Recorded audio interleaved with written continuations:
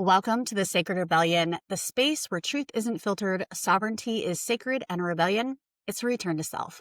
This isn't just a podcast, it's a remembering. We're here to break the trance of comfortability, reclaim our gifts, and rise as the embodied rebels we were born to be.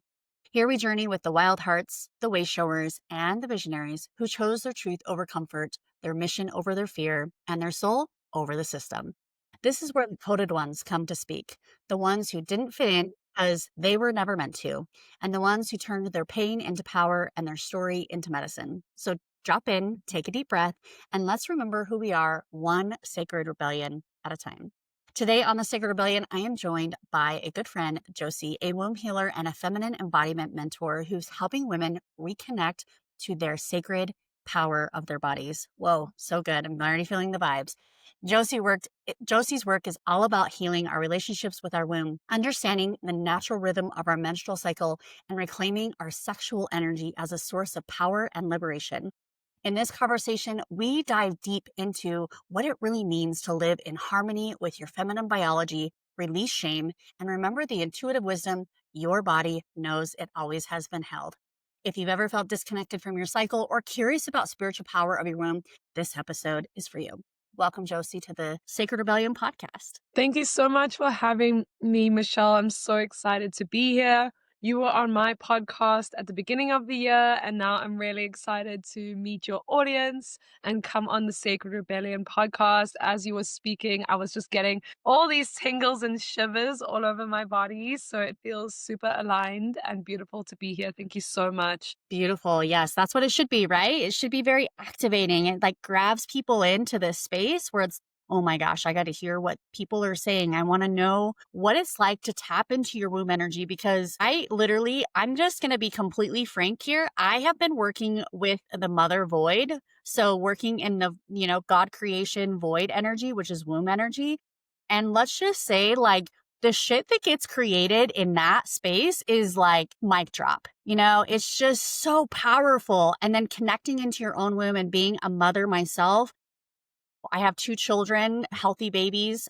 I nursed my babies. I did a natural birth. I allowed my body through my second birthing to really just take me into this journey and surrender. And it was one of the most, let me just tell you, my husband, he was sitting there and he goes, "You made more noise with your first baby with an epidural than you ever did with your second baby." And her cord is wrapped around her neck so tight. So I was breathing through contractions as my body and holding her in as they're cutting the cord off her neck. And he's like, "You didn't make a peep." He's like, "You were just in your zone." And I was like, this is the power of the woman, Literally. you know? Yeah, that's so beautiful to hear that you had a natural birth as well. This is a huge part of what I do is teaching women about how the medicalization of the womb space, of the menstrual cycle, and of birth as a process, all these sacred biological processes, the over medicalization of these processes has really disassociated us as a society from these processes and from feeling and being and breathing with these processes. And it has put us into that objective, rational, scientific perspective that really, from a feminine perspective, it disassociates and disconnects us from the intuitive wisdom of our body, right? Because no one knows your body better than you do. No one knows your intimate experiences and cycles and emotions as well as you do. And so putting the power back into the hands of the women is truly one of my greatest soul purposes on this planet. Yeah. And what a mission. I'm serious. I can't even tell you how powerful it is to have a mission that literally works in the creation of the portal. And let's just say, sorry, men, but women have a portal in their bodies and it's fucking powerful. Yeah.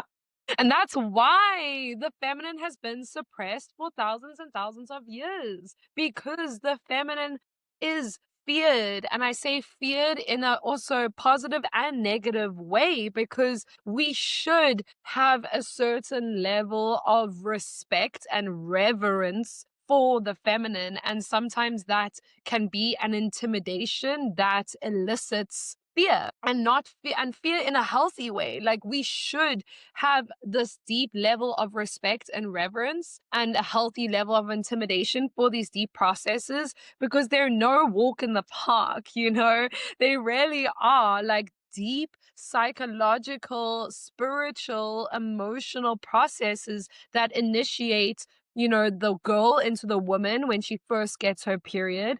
So there are these many initiatory doorways. There are three main initiatory doorways that the feminine psyche undergoes when she comes into this world. Obviously, maybe there's actually four. Your first is your birth. So the impact that your birth has on your life is cannot be understated, because the way that your mother births you, and that's why I said it's so beautiful to hear that you had a natural birth, because unfortunately we live in a society where cesarean sections are more common than natural birth.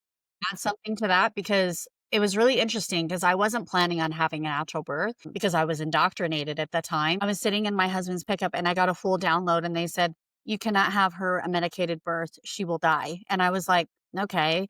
And it wasn't like a place of fear. Mm. And then as I started to process, like I didn't know why. You know, it's like when you get those hits, those intuitive hits, and you're just like, I don't know. I don't know why this is going where it's going, but it's going here. And 2 days before I went into birth naturally, I was not induced with my daughter. They said, "You are creating a vortex of empowerment. And when you birth from a place of empowerment and power, you relay that into your child. And we need strong women in this next generation." I'm going to get emotional because it was so My God. profound. And let me just tell you, my 8-year-old is fucking fierce. Like, she doesn't give two shits if you don't like her. She stands her truth. She stands up to people. I mean, she's a Sagittarius. I mean, that fiery energy, right? But she's so in her body. And I'm just like, that's what I love about her is that she's just so in her body. But I know it's because of and she had a rough birth. Her birth was traumatic. She came out not breathing. The cords wrapped around her neck. That's traumatic. But I know for a matter of fact, because I came from a place of I can do this because I'm fucking powerful. That is the energy that she started life with. And it makes a big fucking difference. It really, really does. It like sets the energetic blueprint, the foundation of the energy that you come into this world with. Okay. And so that's why, like, empowering women to give natural birth is one of the ways in which we bring new earth directly onto this planet. And thank you so much for sharing that story, because to be able to be in that power of sovereignty and courage to face the natural birth as it is God given takes so much power. It takes so much power to overcome that fear and indoctrination of birth is painful, birth is scary, women can't birth on their own, they need all these medical interventions, which is the programming that we have received for the last 100 years, right? And so there really is so much power when we as women, like you said, take back that control and choose a natural birth for the sake of our babies and our children and the ways that they come into this world. And so that really sets a precedent for the way that the child navigates the rest of their lives, right? And I know this because my mother had an extremely difficult birth and an emergency cesarean, and my whole life I feel like I've struggled. And so my whole life is almost a testament to me learning and going on this deep spiritual path and learning to heal my womb has been because of that really difficult start to life that I had, right? It's And it really makes the a big truth. difference. I think it makes a big difference, you know what I'm saying? What's the power of the alchemy, right? The power of being the alchemist, right? Is being Yeah. able to go back through and clear the alchemy and just the energy vibration of having a natural birth. And I've had both. I have 2 children. I've done both. I've done a hospital birth that was really traumatic and, you know, just the way they treated a baby was totally different. I actually chose specifically not to have another baby in the state of California and come home to Idaho where it was night and day difference. I wasn't sharing a room with 6 other people. I had I didn't have a nurse that was like, "Go get your own water." I'm thankful for modern medicine because obviously, like, my daughter had the cord wrapped around her neck. She came out not breathing, and she had a cold blue, but guess what? Because I had those medical interventions, she was fine, right? But because I chose to come from a place of, like, empowerment, I don't really feel like that traumatic experience has, because the cord is wrapped around her neck, it's never suppressed her voice. She literally had karmic energies, right? Wrapped around her voice of, "You're not here to we don't want you to speak," like, energetically, but we removed those. I was able to go in because I'm a quantum healer and able to move those contracts and move that energy out of her field immediately. And the interesting part is she didn't speak till I was 3, and she was the same way. That's what makes me a master of energy, is because I didn't use verbalization. I used my clairs to be able to read the energy. Mm, She's very similar. So it's kind of interesting to see kind of the parallels experience, but I 100% your birthing experience is absolutely essential on how you start your life. It is yeah. night and day difference. I Yeah. And for the audience, I highly recommend if your mother is still present and you still have a relationship with her, I highly recommend just asking your mother about the experience of your birth. I think it can be a really healing conversation as well as a really insightful experience into understanding your mother and the experiences that she's gone through on a deeper level, and therefore really also healing the mother wound, which is another theme that comes up really strongly when we do womb healing. So that is a really empowering thing that you can do to start to, like Michelle said, alchemize the experience of how you came into this world. And then also from like a scientific level, like the nervous system and also the microbiome, the gut microbiome is transferred from mother to baby through a vaginal birth. So that's why it's really important that we give vaginal birth as well as the nervous system coming from the mother. And so if you are having a hospital birth with lots of lights and beeping and sound and doctors like who are stressed around you, that's going to obviously put stress on your body, which is going to increase the amount of cortisol, the stress hormone in your body. And it's also going to pump that to your baby. And so, like, as my birth, I came into this world addicted to cortisol because there was so much cortisol flooded in my system when my mother gave birth to me, as well as during when she was pregnant. She wasn't very she didn't rest a lot when she was pregnant, and so there was just a lot of cortisol in my system. And so that was also one of my really biggest challenges, is to overcome this psychological, biological addiction and propensity for stimulating cortisol, which is a huge, huge problem that many of us actually unknowingly have in today's society. And that's why we chase addiction and chaos and really manifest, yeah, manifest negative experiences in relationships, right? Yeah. That. Like, for me, I was doing hypnobirthing, so I had headphones on, meditating as I'm giving birth, right? Like, breathing, and I think that's why I was so calm, because I was just in Mm. myself into trance because I channel. I remember he was like, the only time he made any noise was when her shoulders came out, and I went just like that, like, sigh. I mean, guarantee she was significantly smaller than my first baby, so, I mean, she was, like, not even 6 pounds. My first baby was almost 9, so my son significantly bigger. So Wow. my body was like, "I get this," you know? Yeah. Easy walk in the park. Yeah. Like a Yeah. little tiny baby compared to, like, the big, big boy, and my son came up sunny side up too, so he was a little more of a difficult birth then. Yeah. But yeah, Yeah. it's just a different story, right? Like, different experiences. I was also 25, compared to, like, 30. Big difference Wow. in age, Yeah. right? Is having age difference also makes a difference, being able to be mature and really know what you know your body. That makes a big difference too, like, understanding Yes. how your body works. But yeah, so what's the next step? So yeah, this is like the initiation for the baby as well as the initiation for the mother, because she initiates herself through pregnancy and birth from maiden into the archetype of the mother. Love And that. so, yeah, it's a really powerful experience for her as well. And when you choose a sovereign empowering birth, obviously this allows you to step through that initiation with much more ease and power and purpose and clarity, and also deep self love and deep self acceptance and congratulations for yourself. celebration, should I say. Whereas, having a difficult birth can also really hinder that process of the initiation, even though you will automatically be initiated.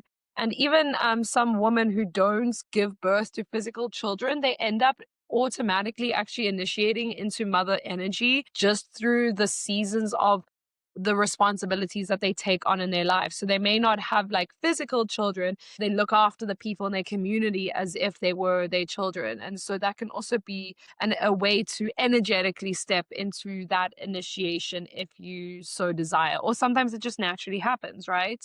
So then we are in the motherhood phase.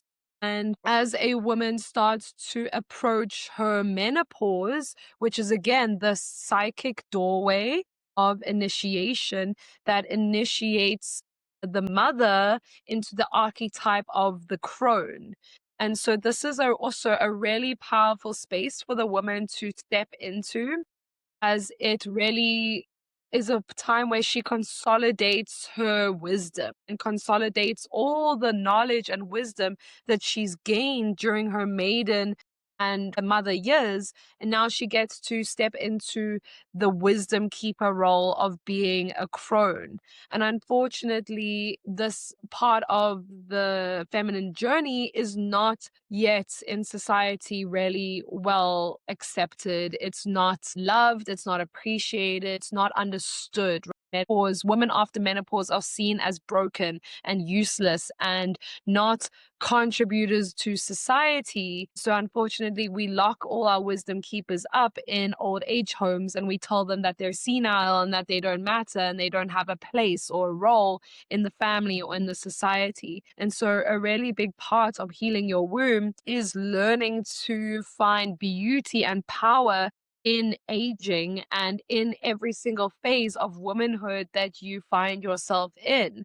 Because the crone holds so much wisdom. She's lived this whole life. She's maybe birthed physical children. She's gone through these journeys of life and experience and marriage and lovers and relationships. She's lived this whole life, and now her job is to share this wisdom with her community and with the women that are younger than her so that they can learn from her mistakes and really continue that line of feminine wisdom, feminine initiation, and healing as it goes forward, right? To really bring the lineage into deeper sovereignty, deeper power, deeper truth, deeper healing. Yeah, I mean, I'm almost 40, so I'm obviously going into that pre-menopause, I'm definitely in a pre-menopause space, and I can tell you that the psychic abilities, like your awakening essentially happens during that pre-menopause experience, right? A lot of us awaken in those, 30 to 40, around that age that we really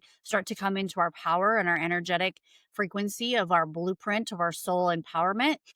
I see this a lot actually, and I think this is why women in between the ages of 35 and 45 oftentimes get divorced, is because you come into this space of like really understanding yourself. Really understanding who you are, realizing, like having aha moments of being, I'm not really available for that anymore. My life is moving into a space where I don't really need that. And I think that's oftentimes why divorce rate at that age gap, I mean, pretty statistically, it happens. And I think it's because people obviously get comfortable in their relationships. I mean, I could list a million things of why people get divorced at that age. Is there's no communication, there's no authenticity, there's no like transparency. There's oftentimes in relationships, well, I can't tell my husband that, he'd lose his shit. It's like, let him lose his shit. Like let him Yeah. lose, like seriously, if you have a problem in your marriage, let him lose his shit. Let him sit in it, because you're not the fucking mother. You're his. Yeah.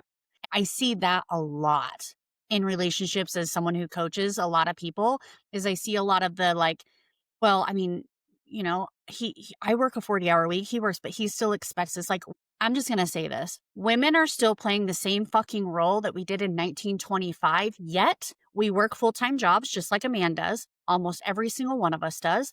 We also take care of children. We also run children. We live a higher paced life than we ever did. There's more stress. Women are carrying more, literally 3 times more than they ever did in society. Hmm. And men haven't grown up. I'm just gonna say it.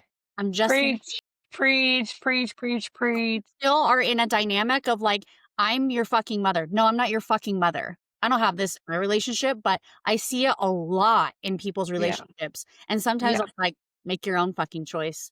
Like, I'm not gonna make it for you. I'm not your mother, I'm your wife, and the difference is it's a partnership. Think of it as people who are in marriages and partnerships. You have equal share. Do the fucking dishes. That's a turn on, by the way. You wanna Yeah. more sex? Do the fucking dishes. Make fucking Yeah. dinner. Bring flowers just because you fucking love her. Like, Yes. do things because you love someone, not because you're gonna get something out of it. And you know, Michelle, I think this all comes down to like the level of maturation of the feminine in society, because the feminine is the principle that goes first. It's always the feminine that births, that initiates, that starts the creation Yeah, of life. yeah, And then the feminine lets that energy go. And then it's the masculine's turn to structure it and guide that creative life force or that energy, right? And so this is what I've seen is like actually the reason that men haven't grown up is because the women aren't holding a divine feminine energy within their womb and within their bodies. And so they are still acting as little girls because they're so traumatized. There's so much trauma in their womb space. They haven't been raised by strong women. Therefore, they don't know how to be strong women themselves. They people please, they give away their energy, they let men take advantage of them because they don't know how to come into their power, because their power center, their womb, is blocked and filled of generational trauma and stagnant energy. And so they've never been able to cycle consciously, to be empowered in their womb space and to connect, right?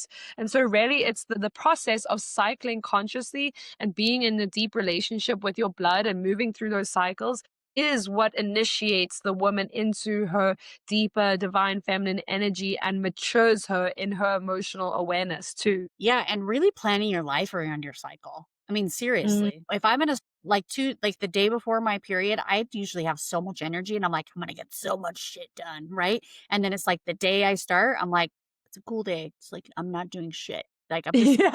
around and in my red light, like, and one of my favorite things to really hone in on is like if you're feeding your body high nutritional value, you're not going to crave the sweets, you're not going to crave the chocolate, you're not going to crave the stuff. Like, have a high fibrous diet with high levels of magnesium, especially like a couple of days before your period. That's one of my favorite things to do is really load up on like beans and like high fibrous, foods right before a cycle because I feel like this is just for my body, someone who struggles with insulin resistance is for me, that makes it so that I'm not like wanting to eat all the chocolate in sight. You know what I'm saying? Like if I eat high fiber specifically and focus a couple of days before my period, heavy greens, beets, things like that, then when I go through my cycle, I'm not like, oh my gosh, I need chocolate all day, every day, and all these sweets and all these things, which is fine. No shame if that's what you want to do. But for me, I feel like shit afterwards.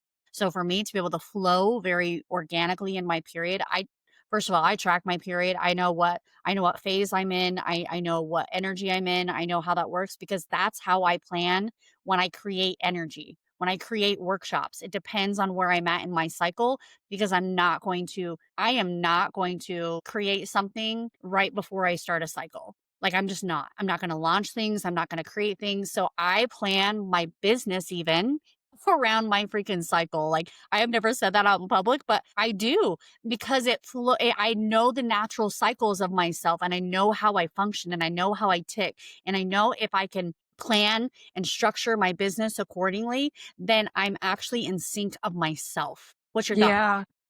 Yeah, it's so beautiful. Actually, just before I jumped on this podcast, I was recording a YouTube video for cycle syncing. And cycle syncing has truly helped me fall so deeply in love with my cycle because cycle syncing is the remembrance of the way that feminine energy likes to flow, which is circular and spiralic, right? Feminine energy moves in cycles and spirals and circles, whereas masculine energy moves more structured and linear, right? And so a lot of women are having a hard time with their menstrual cycle because they're still living aligning their life in accordance to a masculine structured time of 9 to 5 of work higher in the morning and then decrease in the evening, and actually with women it's not like that. We are a different woman every single day of our cycle. So the beginning of the cycle starts with menstruation. This is kind of the end of the last cycle, and it's the beginning of the new cycle. And so I always tell my clients, please give yourself at least 1 to 2 days to do nothing and to rest. And talking about rest is a whole can of worms on its Oh my own god. because You could run a whole podcast on it. yeah, literally, because we've been so brainwashed by patriarchy to see resting as lazy and procrastination, whereas actually resting is so powerful, beautiful, and productive. Like it sounds counterintuitive, but resting is productive because it allows you to put yourself on charge, get your energies back up, and then approach your life with that new energy and that inspiration, right? We're Yeah. not meant to be go, go, go, hustle, hustle, hustle all the time. And this is why so many women are dealing with burnout and chronic hormonal imbalances. And at a deep level, I feel like it literally all comes down to rest, right? Because the harder you work, the more cortisol's in your system. And cortisol is this hormone that actually steals energy or steals building blocks from one of our very important sex hormones called progesterone. Mhm. So when cortisol is made, it takes away from progesterone balances, and therefore progesterone decreases, cortisol increases, and then cortisol also has a whole bunch of other cascading effects, negative cascading effects on the health overall system of the body. And so really decreasing your cortisol is your number one priority as a woman in touch with her body and in touch with her cycle. And really, I was able to, when I came off the pill, so just a little intro to my story, I was on the pill for 7 years and was severely disconnected and disassociated, had so much anxiety and depression. And then I came off the pill because I had a health crisis in 2019, which also kickstarted my spiritual awakening. And that health crisis was a 5 by 5 centimeter cyst on my ovary. And that was all caused by the pill. And so then at beginning of 2020, I came off the pill and I felt like a little girl again. I felt like 13 years old again. Like, what do I do? How do I manage this? And I also wasn't sure how I was going to able to get back my cycle. And then went through a deep red 10 facilitator training initiation. And this was deeply combining tantric, Taoist, Kundalini, energetic quantum practices, just focused on energy work and physical activations. And I was able to get my cycle back 1 month after doing this initiation without any support from doctors or healers or literally no herbs, nothing to balance my hormones. Like it was literally just me coming into alignment with my divine feminine energy and learning to sit with my pain and to use pleasure and energy healing as a tool for healing. And this really opened my eyes to the fact that, wow, like the womb is so much more of an energetic and emotional organ than it is a physical organ. Like it has more energetic spiritual properties, emotional based properties than it does physical based properties. And that's why I still today, a lot of people don't understand the womb is more than just a baby making organ. You know, it has all of these psychic, creative, portal, artistic, like sexual, energetic, connective, relational properties to it. It really, like, the list is so endless. I could talk for hours and hours and hours about how powerful the womb is. And so really it made me realize that the number one thing to do in if you want to balance your hormones and live in alignment with your womb and your cycle is to connect with your feminine energy, is to heal your relationship to rest, to the feminine, to your emotions, to your internal world, which is all represented by this energy of the feminine. And so learning to boost your hormones through literally energetic practices that will boost serotonin, which will boost estrogen, which will boost oxytocin, which is the feminine feel good love hormone. When oxytocin is boosted, progesterone is boosted, right? So it's not just we're talking about woo woo energy here, we're talking about like real chemical changes in the body that allow your body to balance its own hormones. Because as we know, like, the body can heal itself. We just need to put it in the right environments and do the right practices and lifestyle tools that are going to help our body do what it does best, which is heal and balance through homeostasis. So basically, it's really important for us to understand that our society hasn't been set up to empower women in their holistic and hormonal health. And so this is why learning to sync your life to your cycle, cyclical living, cycle syncing, is a really powerful way to learn to balance your energy, your exercise routines, your eating habits, your social life, your work, as well as your self-care time. So if you would like, I can just go into a quick little breakdown. I actually have a digital PDF prints at home chart. If you want, you can get that from my website. The links will be in the description. So basically, we start the cycle with winter, which is menstruation, and this is the end of the previous cycle and the start of the beginning of the next cycle. And so I always say to my clients, please just take 1 to 2 days to really go inwards and connect to your body and yourself and your soul, because during menstruation, our channel is completely open from our crown to our roots.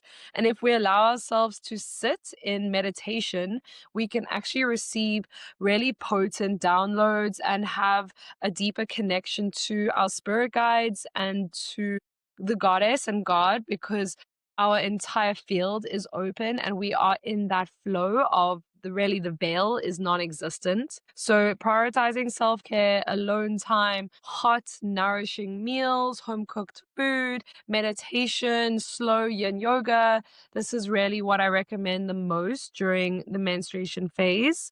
Then we move into follicular, also called inner spring. And this is when your estrogen starts to rise again. And this is the season of planning. It's about getting organized, working out your projects, organization, planning, getting creative with how you're going to set up the month ahead. And this is really a great time for starting to incorporate a bit more higher intensity workouts, yoga, running, walking. Yeah, just getting more social, getting more out there, sending your energy outwards. Then we move into ovulation, and this is in a summer. And so, did you know actually that men have ovulation level energy every single day, right? Which is Wow. crazy with Wow. their hormones. Yeah. So, ovulation is kind of the ideal feminine that the patriarchy has really like idolized. It's like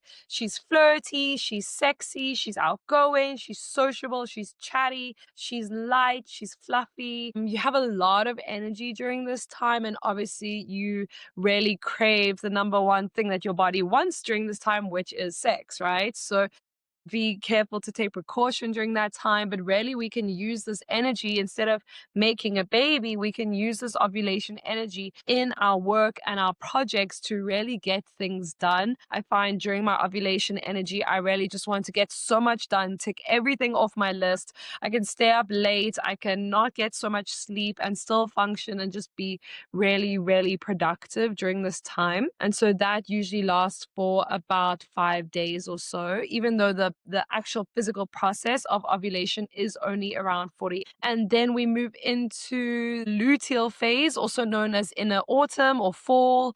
And this is when progesterone starts to become more dominant. So in spring and summer, we have the hormone estrogen, which is more dominant. And this is the typical fun, flirty, feminine hormone that we very much see archetypally shown. And then in the luteal phase, we have progesterone. And this is the hormone of introspection. This is the hormone of going inwards, focusing more on your internal world. This is also when most women who struggle with PMS may experience PMS during the luteal phase, as this phase is a no bullshit approach. It really is the phase that's going to show you everything that you've been running from.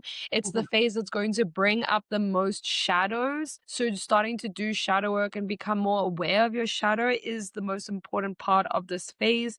It's about slowing down, it's about learning to incorporate more rest, more time alone and at home rather than being out and social and expending your energy outwards.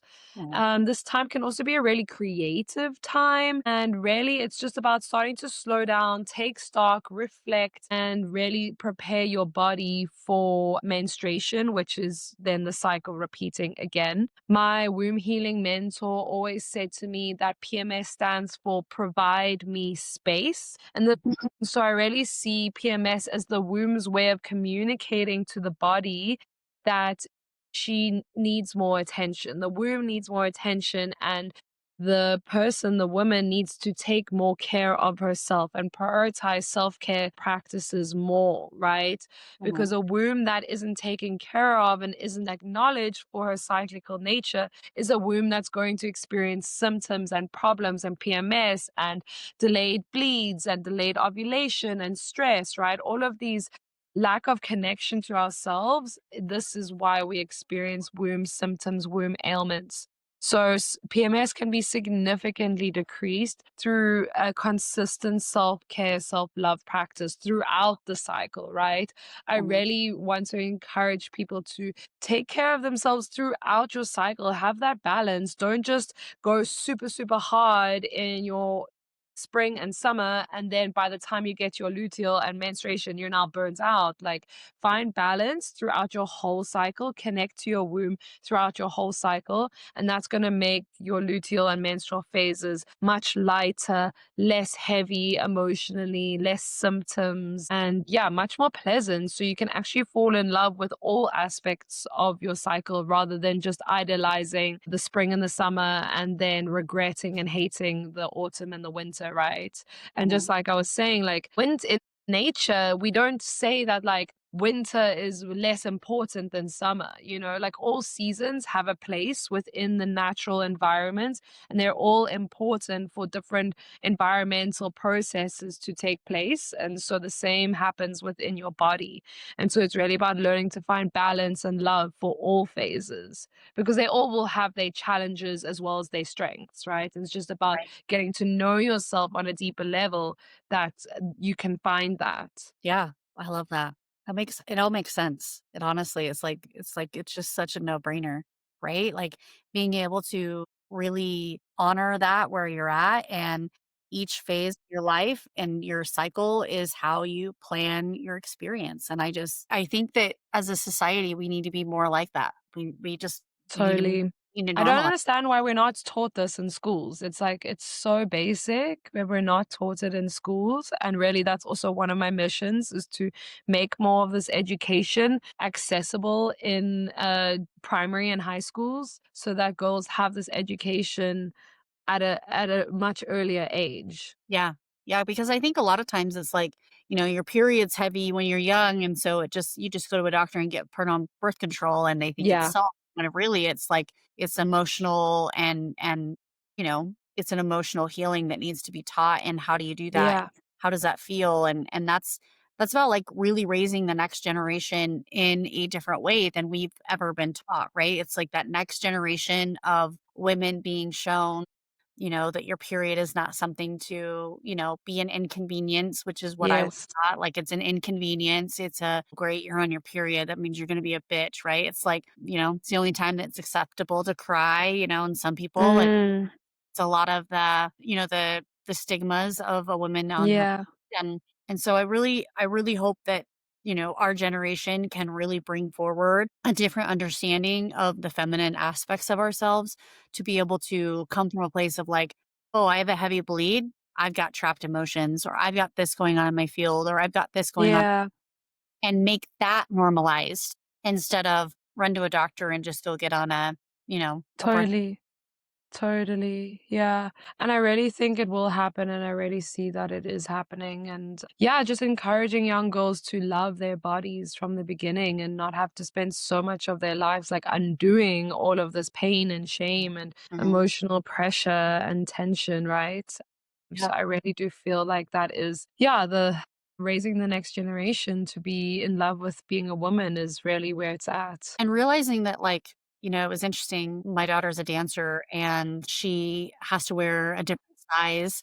And because she's got a butt and curves, right? Like she's not this stick straight dancer, right? And it was interesting because the other day that someone was like, yeah, her costume was the only one we had to alter in front of like a bunch of people. And I was like, did you just shame my daughter because she has a fucking rib cage? Like, Yeah. it's so wild, and I'm like, "When are we gonna get to the point where it's okay to have an ass? When is it gonna be okay to have boobs?" Yeah. It's I'm a person that has, a bigger chest and an ass, and, like, when is Yeah. normalized or and not be a size 2 in the waist, right? Like, and when is it gonna be normalized to be skinny and not have big boobs and have a smaller butt, right? And be a thinner type person. It's like both are beautiful, both are unique, and there's a reason why we all have different shapes of bodies because people are attracted to different types of people. And it's okay. Yeah. Like we need to Yeah. realize that everybody is beautiful in their own experience. Like there's no expectation of how or what an 8-year-old's body should look like, first of all. Yeah, exactly. Exactly. And as long as she's happy and she's healthy, like that's the most important thing. I was like, Yeah. "She's more comfortable in her body than a lot of 30-year-old women are," and I just was like, "Did you just body shame my child? Because that's what that sounded like. Call Yeah. it out." You know? Totally, and these things are so subtle, and that's why the more we come home to ourselves and our true organic energy and nature, like the more we get to start to see the distortions and actually realize like how deeply ingrained and embedded this underlying misogyny is into our society and culture, and it still exists today, even though we think we live in such a progressive society.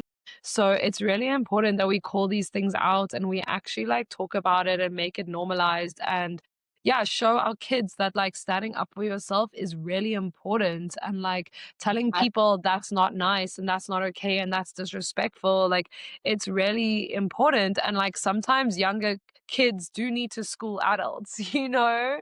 And uh like there be less of this like hierarchy and like, oh no, you're a kid, you don't speak like that, and it's not your turn.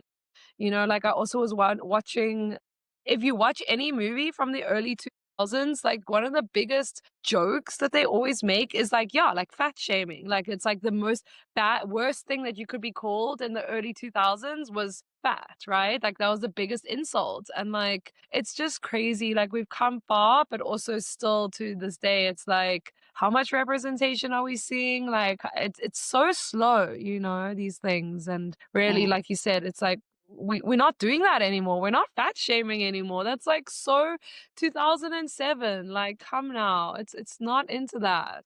Yep, 20 years ago. Let's, like, move on. Like, let's move on. Yeah, literally. Let's move on. If your And child is I actually healthy and you feel good in your body and, I mean, I've always been curvier and I hit puberty and I got super, super thin but I've always had curves, always had a butt, I've always had boobs. That's just my body type. And, it's the way it is. And some people beg for a body like that and some people don't. yeah, Like be you okay always with, want what you can't have. It's always right? like that. The straight hair girl wants the curly hair and the curly hair wants Yeah. hair, right? And the blonde hair wants the dark hair, right? It's always Yeah. the unsatisfaction of ourselves and the aspects of like some of the most beautiful women I know are not skinny and Yeah. they're not that little teeny tiny. They have some of the most beautiful skin and they're healthy and they feel good in their body. And it's like we have to come to a space where it's like how you do things because it's what you feel good in your body and what helps you to feel good. Right. Like, and Yeah. it is what it is. But yeah. So Yeah. I actually have quite like an interesting theory. I mean, genuinely believe like so much emphasis was put on women and their bodies as like a trauma response, as a way to like distract women from what's actually important and like distract women from standing up and talking about things like politics and like social inequalities and like being more like strong women and leaders in their community, because they were so like plagued and traumatized by all this body shaming stuff. And it's like it's such like for me, it's such a waste of time to be like so concerned over your body and like the trauma around that and like being fat shamed growing up and stuff, because it's like it detracts from like the much more important issues that are actually going on in our world. And I Mhm. just think like patriarchy is so smart and the system is so smart that they've found every single angle possible to try to put women down and take their power away from them. And Yep. now it's just coming to a point where we are in our collective evolution, where it's like we see through the BS, we see through the mind games, we see through the implants, we see through the programming and the entities and all of these things that are like actually just a distraction from what's actually going on. Yep. Yep. Exactly. Yep. Yeah, I 100% agree with you. Well, what's one advice that you would give to a young girl today that is, what would you say to her, like a 15-year-old, 16-year-old that's dealing with period issues, that's dealing with, and what is something that you would tell her? I would first give her a really big hug and just say, baby, like, I know this is such a hard time because your teenage years are so hard. Wow, they Hard. really are. So awkward, just learning to be comfortable in who you are. And I would just tell her that, like, the way that she feels is okay and it's normal. And I would tell her, please don't get on birth control. Please, no matter how painful your symptoms are, there are other ways. And I would just invite her to place her hands on her lower belly, onto her abdomen, onto her womb space, and really just learn to start taking some deep breaths into the space and really teach her that the space is a sacred sanctuary of love and forgiveness and healing and protection. And any time that she feels overwhelmed or confused or in pain, especially around her cycle, she can literally just place her hands on her belly and close her eyes and take really deep, long, slow breaths in through the nose and exhaling out the mouth. And this is a beautiful way to self regulate through the breath. It's a beautiful way to calm down. It's a beautiful way to just reconnect with your womb and tell your womb, like, I'm here for you, right? Because I truly see the womb as having her own consciousness and her own energy, and we can communicate with our womb through touch, through breath, through self connection, through self love, through movement. I love to dance as a way to connect with my womb as well, and to really just find comfort in placing her hands there and connecting with her womb and establishing this connection from a really early age, so that she knows that her womb is her best friend, her womb is her guide, her womb is her sanctuary of love, peace, and healing. Whenever she feels overwhelmed or lost or confused, she can just go there and talk to her womb and ask her womb for love and support and advice. Yeah, that's so beautiful. I love how you're using the womb as a place to give yourself love, because I think a lot of teenage girls really need that. And I actually think a lot of women, that message can even Yeah. like a mom, that just needs Yeah. a hug and let her know that like you're gonna make it. Like moms that just have babies, like I just want to squeeze them and just say, don't have high expectations for yourself. Let go of the Yeah. expectations that you think you need to show up in a way that is perfect, that your child needs to be. People always ask, like, is your child sleeping through the night? No, they're fucking babies. They don't sleep through the night. Like, Yeah. it. Like, shut the fuck up. And, like, if your baby is sleeping tonight, great. Like, I love that. But, like, you know, the aspects of, like, the expectations put on mom and women's and all the things, like, release yourself from the chains. Like, Yeah. release yourself from the expectations of how, what, and where you should be as a woman, and just be your fucking self. And if there's one thing that, like, I can just reiterate in any way and capacity is, like, connect with your soul, connect with the divinity of yourself, and just love yourself. And if you can love yourself, there isn't anyone that's gonna convince you anything different, Yeah. you know? Exactly. you know? And So don't be afraid to ask for help. Like sometimes loving yourself is asking for help and it is reaching out and it is finding holistic healers and therapists like Michelle and myself who really have been in these dark places and can help support you through whatever you're going through. And just know that you don't have to do it alone. And actually, it's not natural for us to go through so much grief and intensity and pain alone. It's much more natural and organic for us to live in tribes and to have people to rely on. And, like if you can't cook yourself dinner, like don't feel ashamed. Like you're going through a lot that requires much more of your attention than just cooking dinner. So like ask for help, ask your community and make sure that you're not in a space where you think you have to do it all alone because I've been there and it's way too painful. It's yeah, not nice. It's too much. it is too much, 100%. So, well, thank you, Josie, so much for being on my podcast today. If something stirred in your soul today, don't keep it to yourself. Share it, speak it, and let it ripple. Hit that subscribe button, stay close. The revolution isn't coming, it's already moving through you. Until next time, stay grounded in your truth and rise in the divine remembrance. Have a beautiful day.